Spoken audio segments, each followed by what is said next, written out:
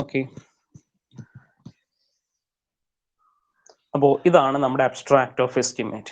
എല്ലാവരും കാണാമെന്ന് വിശ്വസിക്കുന്നു. സ്ലൈഡ് കാണാമല്ലോ? Please respond. നിങ്ങൾക്ക് സ്ലൈഡ് കാണാം? Okay. Abstract of estimate. Abstract of എസ്റ്റിമേറ്റിനകത്ത് നമുക്ക് നേരത്തെ കണക്കാണ് ഫസ്റ്റ് കോളം എന്ന് വെച്ചാൽ ഐറ്റം നമ്പർ ആണ്.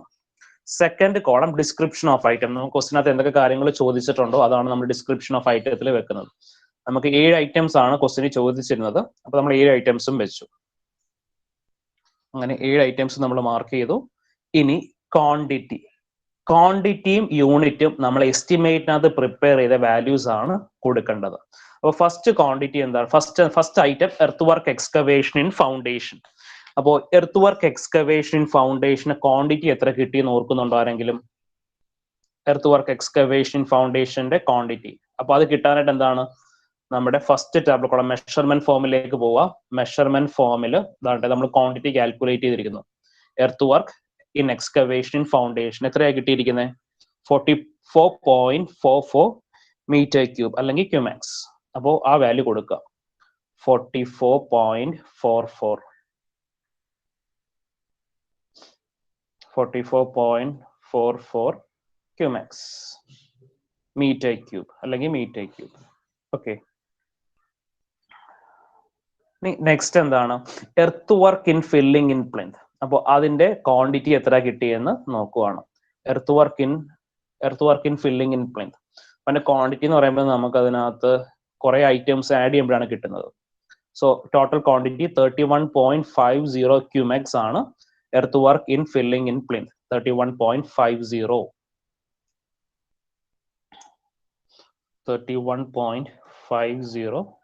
അത് മീറ്റർ ക്യൂബ് ആണ്. ഇനി തേർഡ് ഐറ്റം നമുക്ക് ചോദിച്ചിരിക്കുന്നത് PCC in foundation. PCC in foundation. അപ്പൊ PCC ഇൻ ഫൗണ്ടേഷന്റെ quantity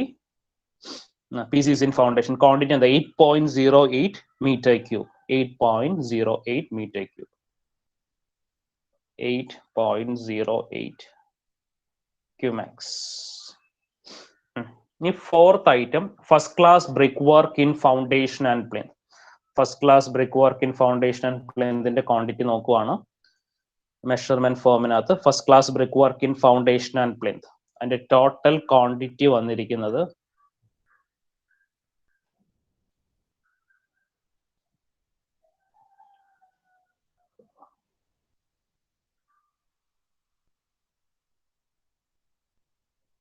first class brick work in foundation and plinth 32.91 ആണ് quantity. First class brick work in foundation and plinth 32.91 cubic metres അല്ലെങ്കിൽ metre cube.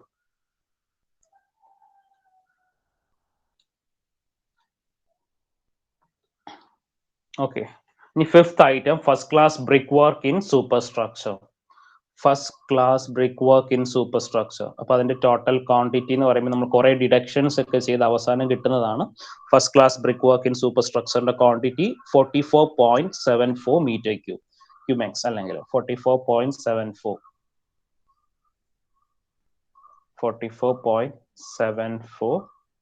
Cumecs. ഈ cement plaster in inside wall. അപ്പോൾ നമുക്ക് cement plastering in inside വോളിനകത്ത് 3 റൂമിന്റെ plastering മാത്രമേ ചോദിച്ചിട്ടുള്ളായിരുന്നു. ക്വസ്റ്റിനകത്ത് 3 റൂമിന്റെ മാത്രമേ ചോദിച്ചിട്ടുള്ളൂ. അപ്പൊ അതുകൊണ്ട് അത് മാത്രം കാൽക്കുലേറ്റ് ചെയ്താൽ മതി. ഇൻസൈഡ് പ്ലാസ്റ്ററിങ്ങിനകത്ത് ഇൻസൈഡ് വോൾസ് നമ്മൾ കാൽക്കുലേറ്റ് ചെയ്തു, അതേ കണക്കിന് സീലിംഗും കാൽക്കുലേറ്റ് ചെയ്തു. ക്വസ്റ്റിനകത്ത് ഇൻസൈഡ് വോളും സീലിംഗും ഒന്ന് ചോദിച്ചിട്ടുണ്ടായിരുന്നു. ഇനി നമുക്ക് യൂണിവേഴ്സിറ്റി എക്സാമിന് ചിലപ്പോൾ നമുക്ക് ഇൻസൈഡ് വോൾ എന്ന് മാത്രമായിട്ടായിരിക്കും ചോദിക്കുന്നത്, അല്ലെങ്കിൽ സീലിംഗ് എന്ന് മാത്രമായിട്ടായിരിക്കും ചോദിക്കുന്നത്. അങ്ങനെ സ്പെസിഫിക് ആയിട്ട് ചോദിക്കുന്നുണ്ടെങ്കിൽ ആ ഐറ്റം മാത്രം കാൽക്കുലേറ്റ് ചെയ്താൽ മതി. അപ്പോൾ find the total quantity of plastering in ceiling എന്ന് ചോദിച്ചാൽ സീലിംഗ് മാത്രം നിങ്ങൾ കാൽക്കുലേറ്റ് ചെയ്താൽ മതി, ഇൻസൈഡ് വോൾ കാൽക്കുലേറ്റ് ചെയ്യേണ്ട. അപ്പോൾ അത് നിങ്ങൾ ശ്രദ്ധിക്കുക. ആവശ്യമില്ലാതെ ചോദിക്കാത്ത സ്ഥാനങ്ങളൊക്കെ നിങ്ങൾ എക്സാമിന് ചെയ്ത് വെച്ചാൽ മാർക്കൊന്നും കിട്ടില്ല. എന്ത് ഐറ്റം ആണോ കാൽക്കുലേറ്റ് ചെയ്യാൻ പറയുന്നത് അത് മാത്രം കാൽക്കുലേറ്റ് ചെയ്യാം. ഈ cement plaster in inside wall അതിന്റെ total quantity cement plaster in inside wall 6th ഐറ്റത്തിന്റെ ടോട്ടൽ ക്വാണ്ടിറ്റി എന്ന് പറയുമ്പോൾ 164.88 മീറ്റർ സ്ക്വയർ. 164.88. അപ്പോൾ മാർക്ക് ചെയ്യണം 164.88 സ്ക്വയർ മീറ്റേഴ്സ്. യൂണിറ്റ് നമ്മൾ അടുത്ത കോളത്തിലാണ് എഴുതേണ്ടത്, സ്ക്വയർ മീറ്റേഴ്സ്. അങ്ങനെയാണ് അബ്സ്ട്രാക്ട് ഓഫ് എസ്റ്റിമേറ്റിന്റെ ഫോർമാറ്റ്. ഈ ഫോർമാറ്റ് ഒക്കെ നമുക്ക് റെഫർ ചെയ്യുന്നത് സെൻട്രൽ PWD ഷെഡ്യൂൾ ഓഫ് റേറ്റ്സിലാണ് നമുക്ക് ഈ ഫോർമാറ്റ്സ് ഒക്കെ പറയുന്നത്. സെൻട്രൽ PWD ഷെഡ്യൂൾ ഓഫ് റേറ്റ്സിൽ. ഈ last item cement plaster outside wall. അപ്പോൾ ഔട്ട്സൈഡ് വാളിന്റെ പ്ലാസ്റ്ററിംഗിന്റെ quantity, cement plaster outside wall 144.97 square metre. 144.97 square metres. Okay, ഇത്രയും കാര്യങ്ങളൊക്കെ ക്ലിയർ ആയോ? നമ്മൾ അബ്സ്ട്രാക്ട് ഓഫ് എസ്റ്റിമേറ്റിനകത്ത് എഴുതേണ്ട ഫസ്റ്റ് 2 ടാബുലർ കോളം.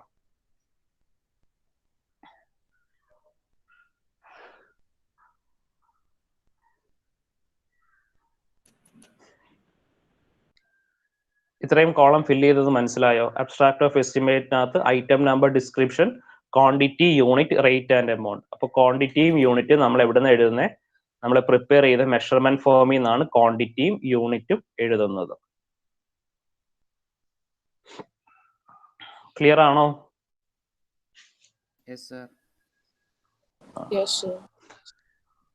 ഇനി നമ്മൾ ഫസ്റ്റ് മോഡ്യൂളിലാണോ തേർഡ് മോഡ്യൂളാണോ എന്ന് ഓർക്കുന്നില്ല. ഈ അബ്സ്ട്രാക്ട് ഓഫ് എസ്റ്റിമേറ്റിനകത്ത് റേറ്റും എമൗണ്ട് കോളവും ബ്ലാങ്ക് ആയിട്ട് കിടക്കുന്ന ആ അബ്സ്ട്രാക്റ്റിന് ഒരു പേര് പറയും. ഓർക്കുന്നുണ്ടോ ആരെങ്കിലും? അബ്സ്ട്രാക്റ്റിനകത്ത് റേറ്റും എമൗണ്ട് കോളം ലെഫ്റ്റ് ബ്ലാങ്ക് ആയിട്ട് കിടക്കും. അതിനൊരു പേര് പറയും. ഓർക്കുന്നുണ്ടോ?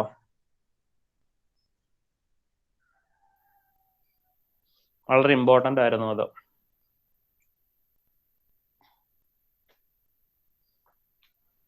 അബ്സ്ട്രാക്ട് ഓഫ് എസ്റ്റിമേറ്റിൽ നമുക്ക് റേറ്റും എമൗണ്ടും ബ്ലാങ്ക് ആയിട്ട് കിടക്കുവാണെങ്കിൽ അതിന് പറയുന്ന പേരാണ് ബിൽ ഓഫ് ക്വാണ്ടിറ്റീസ് എന്ന്. Bill of quantities. ഇപ്പോൾ നമുക്ക് ഒരു വർക്കിന് നമ്മൾ ടെൻഡർ ഇൻവൈറ്റ് ചെയ്യും. ഇപ്പോൾ ഗവൺമെന്റ് വർക്ക് അല്ലെങ്കിൽ എന്തെങ്കിലും ഇമ്പോർട്ടൻറ്റ് വർക്ക്സ് കൺസ്ട്രക്ട് ചെയ്യാനായിട്ട് നമ്മൾ എന്ത് ചെയ്യും? ഒരു ടെൻഡർ ഇൻവൈറ്റ് ചെയ്യും. ഇപ്പൊ ടെൻഡർ ഇൻവൈറ്റ് ചെയ്യാനായിട്ട് നമ്മൾ ഈ സാധനമായിരിക്കും നമ്മൾ ന്യൂസ് പേപ്പേഴ്സിൽ അല്ലെങ്കിൽ നമുക്ക് ടെൻഡർ എടുക്കാൻ വരുന്ന കോൺട്രാക്ടർക്ക് കൊടുക്കുന്നത്. അപ്പൊ ആ കോൺട്രാക്ടർ എന്ത് ചെയ്യും? കോൺട്രാക്ടർ അദ്ദേഹത്തിന്റെ റേറ്റും എമൗണ്ടും എഴുതി തരും. അതിനകത്ത് ഏറ്റവും ലീസ്റ്റ് എമൗണ്ട് കോട്ട് ചെയ്യുന്ന ആളാരാണോ അവർക്കായിരിക്കും നമ്മൾ എന്ത് ചെയ്യുന്നത്? നമ്മുടെ വർക്ക് ചെയ്യാനായിട്ട് കൊടുക്കുന്നത്. ക്ലിയർ ആണോ പറഞ്ഞത്? അപ്പോൾ റേറ്റും എമൗണ്ടും ബ്ലാങ്ക് ആയിട്ടിരിക്കുന്ന അബ്സ്ട്രാക്ട് ഓഫ് എസ്റ്റിമേറ്റിന് പറയുന്ന പേരാണ് ബിൽ ഓഫ് ക്വാണ്ടിറ്റീസ്. അപ്പോൾ ഈ റേറ്റും എമൗണ്ടും ബ്ലാങ്ക് ആയിട്ടുള്ള സാധനമായിരിക്കും നമ്മൾ എന്ത് ചെയ്യുന്നത്? പബ്ലിഷ് ചെയ്യുന്നത്, ടെൻഡേഴ്സ് ഇൻവൈറ്റ് ചെയ്യാൻ.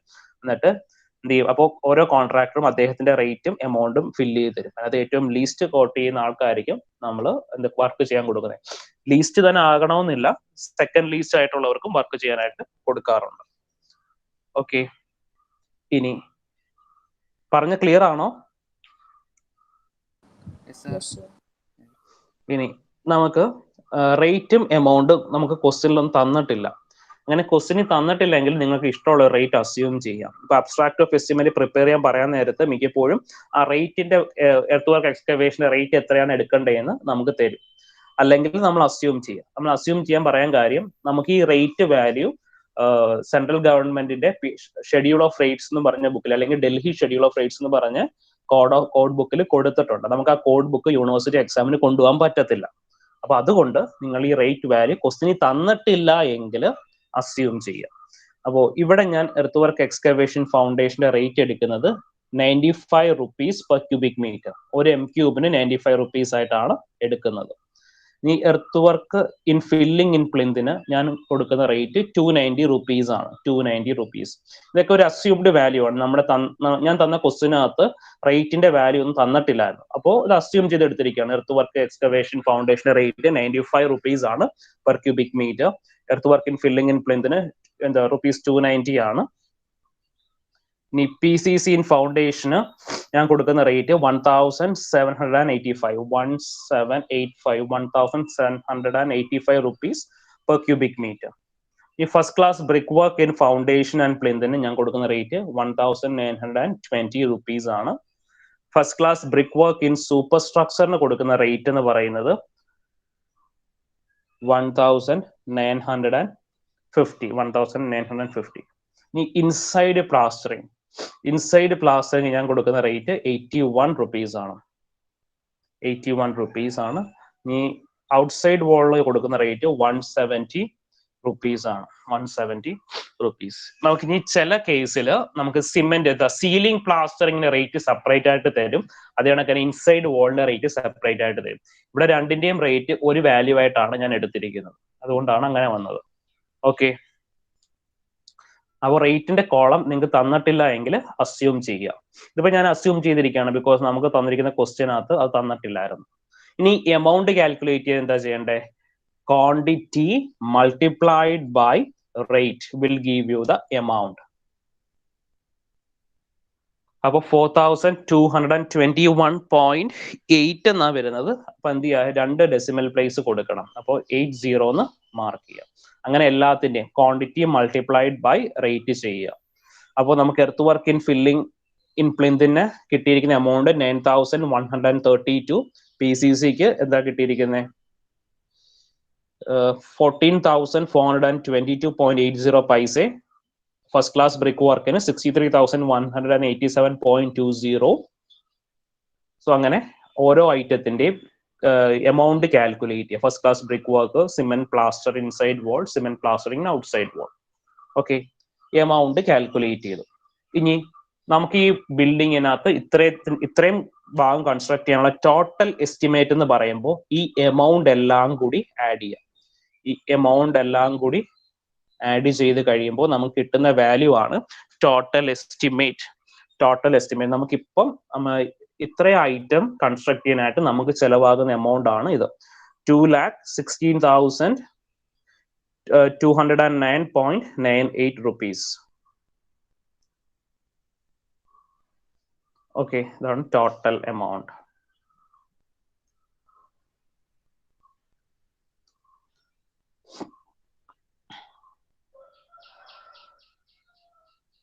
ക്ലിയർ ആയോ എല്ലാവർക്കും? ഇത്രയും പറഞ്ഞ കാര്യങ്ങളിൽ എന്തെങ്കിലും ഡൗട്ട് ഉണ്ടോ?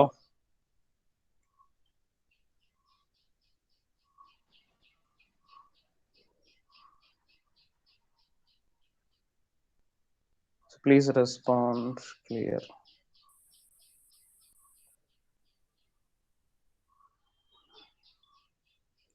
ഓക്കെ, അപ്പോ നമുക്ക് ടോട്ടൽ എമൗണ്ട്, അപ്പോ ഈ 7 ഐറ്റം കൺസ്ട്രക്ട് ചെയ്യാനായിട്ട് നമുക്ക് ചെലവാകുന്ന എമൗണ്ട് ആണ് 2,16,209.98 പൈസ. ഇനി നമുക്ക് ഏതൊരു എസ്റ്റിമേറ്റ് എടുത്താലും അതിനകത്ത് നമ്മൾ കുറച്ച് കാര്യങ്ങൾ അഡീഷണൽ ആയിട്ട് ചെയ്യണം. അപ്പോൾ അതിനകത്ത് ഫസ്റ്റ് വൺ ആണ് നമുക്ക് വാട്ടർ ചാർജ്. നമുക്ക് സിവിൽ വർക്ക് ചെയ്യാനായിട്ട് എന്ത് ചെയ്യണം? ഇപ്പോൾ ഏത് ഐറ്റം എടുത്താലും അതിനകത്ത് വാട്ടറിന്റെ ക്വാണ്ടിറ്റി നമ്മൾ ആഡ് ചെയ്യണം, അല്ലെങ്കിൽ വെള്ളത്തിന്റെ ആവശ്യം എല്ലാ ഐറ്റം നമ്മളൊരു സിവിൽ വർക്ക് ചെയ്യാൻ നേരത്ത് വരും. അപ്പോൾ നമുക്ക് കിട്ടി ടോട്ടൽ വാല്യൂ എന്ന് നമ്മൾ വാട്ടർ ചാർജും കൂടി ആഡ് ചെയ്യണം. അപ്പോൾ ആഡ് 1% വാട്ടർ ചാർജ്. നമുക്ക് ഇവിടെ ടോട്ടൽ എസ്റ്റിമേറ്റിന്റെ 1% വാട്ടർ ചാർജ് എടുക്കണം. Add 1% water charges. അപ്പോൾ ഏത് സിവിൽ വർക്ക് ചെയ്താലും നമുക്ക് അതിനകത്ത് വാട്ടറിന്റെ ആവശ്യം ഉണ്ടാകും. അതാണ് നമ്മൾ വാട്ടർ ചാർജ് എടുക്കുന്നത്. അപ്പോൾ നമുക്ക് ഇത് ടോട്ടൽ എമൗണ്ടിന്റെ 1% ആണ് വാട്ടർ ചാർജ് ആയിട്ട് എടുക്കുന്നത്. അപ്പോൾ 1% എന്ന് പറയുമ്പോൾ 1 divided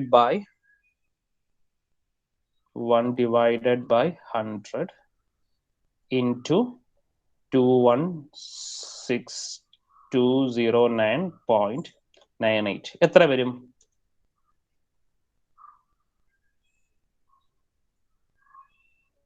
209 rupees.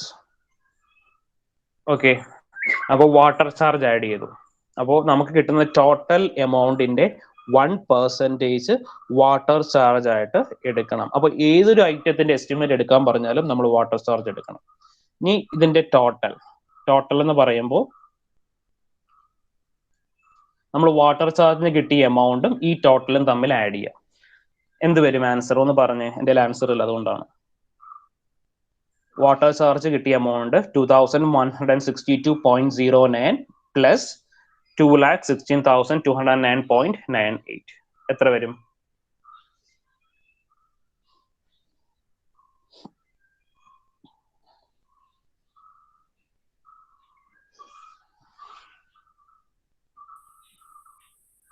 $2,18,000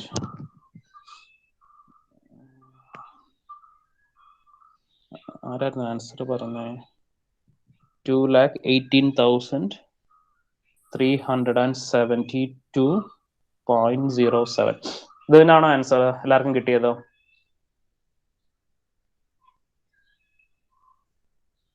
ഓക്കെ. ഇനി നമുക്ക് ഈ വർക്ക് ചെയ്യുന്ന കോൺട്രാക്ടർക്ക് എന്തെങ്കിലും ഒരു ലാഭം കിട്ടണ്ടേ?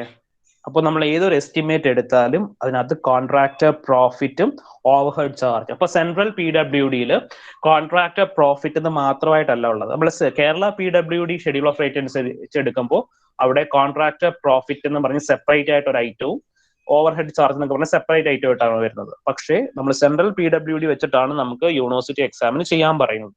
അവിടെ നമുക്ക് എടുക്കേണ്ടത് add 15% contractor profit and overhead charges. Contractor profit and overhead charges.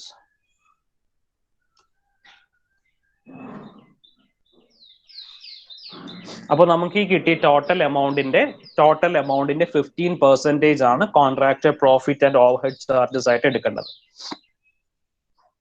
അപ്പോൾ ഏതൊരു ഐറ്റത്തിന്റെ കാൽക്കുലേറ്റ് ചെയ്യാൻ പറഞ്ഞാലും നമ്മൾ ഇങ്ങനെയാണ് ചെയ്യേണ്ടത്. Contractor profit and overhead charges calculate ചെയ്യണം. അപ്പൊ കിട്ടിയ ടോട്ടൽ എമൗണ്ട് എന്തായിരുന്നു? 21,8,372.07. അതിന്റെ 15% ആണ് contractor profit into 15 divided by 100. എത്ര വരും ആൻസർ?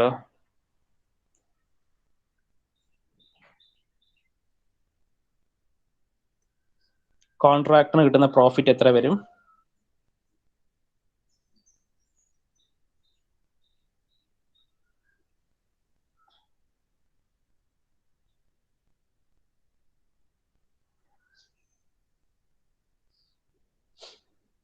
$32,755.81. അപ്പോ ഈ ഒരു വർക്ക് ചെയ്യാനായിട്ട് കോൺട്രാക്ടറിന് കിട്ടുന്ന പ്രോഫിറ്റും contractor profit and overhead charges പറയുന്നത് 32,755.81. ഇനി അപ്പൊ നമ്മൾ ക്ലയന്റിന് കൊടുക്കുന്ന അബ്സ്ട്രാക്ട് എത്ര ആയിരിക്കും വരിക? ക്ലയന്റിന് കൊടുക്കുന്ന അബ്സ്ട്രാക്ട് എന്ന് വെച്ചാൽ എന്താണ്? കോൺട്രാക്ടർ പ്രോഫിറ്റും കൂടി ആഡ് ചെയ്ത total amount. Therefore total amount is equal to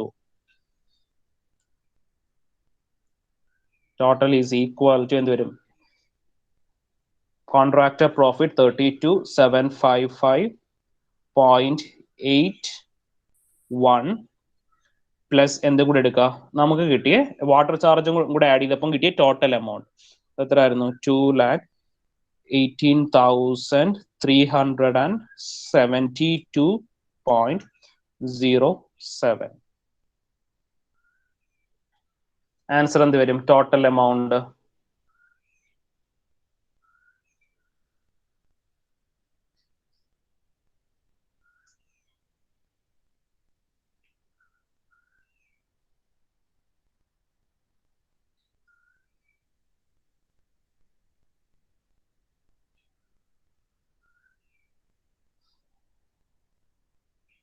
$2,51,127.88.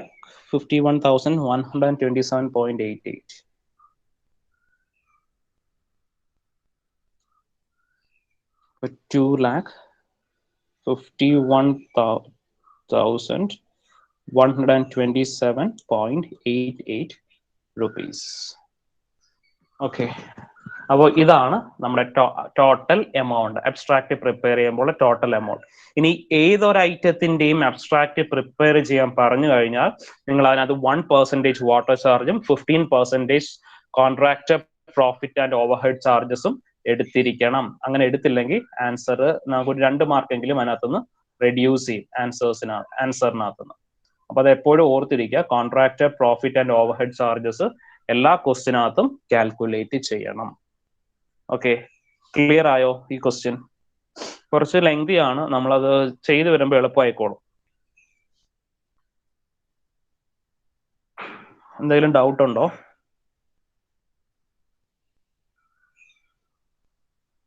So please respond. അപ്പോൾ എസ്റ്റിമേറ്റ് പ്രിപ്പയർ ചെയ്യാനും അബ്സ്ട്രാക്ട് പ്രിപ്പയർ ചെയ്യാനും ക്ലിയർ ആയോ?